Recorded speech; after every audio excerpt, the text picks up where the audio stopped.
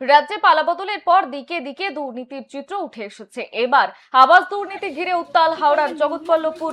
অভিযোগ, আবাস যোজনার ঘর পাইয়ে দেবার নাম করে গ্রামবাসীদের থেকে কাটমানি নিতেন জগৎবল্লভপুরের পোলগুষ্টিয়া গ্রাম পঞ্চায়েতের তৃণমূল কংগ্রেসের পঞ্চায়েত সদস্য মোহন মাইতি।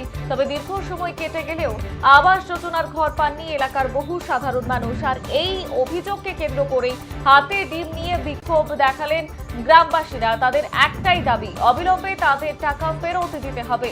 এই মুহূর্তে যে বড় খবরের দিকে আমাদের নজর রয়েছে, জগৎবল্লভপুরে ফের আবাস দুর্নীতি, কাটমানি ফেরতের দাবি গ্রামবাসীদের। অভিযোগের তীর রয়েছে পঞ্চায়েত সদস্যের বিরুদ্ধে।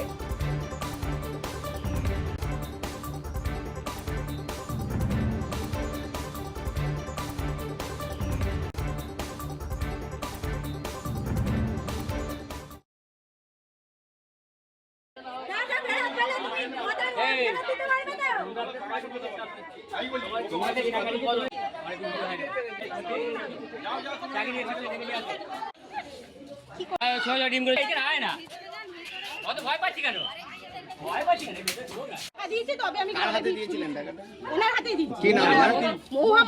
কি করেন উনি?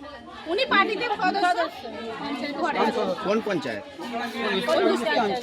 গ্রামে দীপা গ্রামের সদস্য। কি চাইছেন আপনারা এখানে কেন আজকে?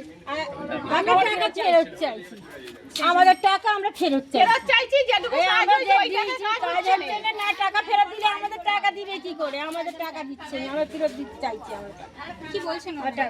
উনি বলছে আমি নিই না, প্রমাণ কি আছে? এবার কি বলবেন আপনারা বলুন।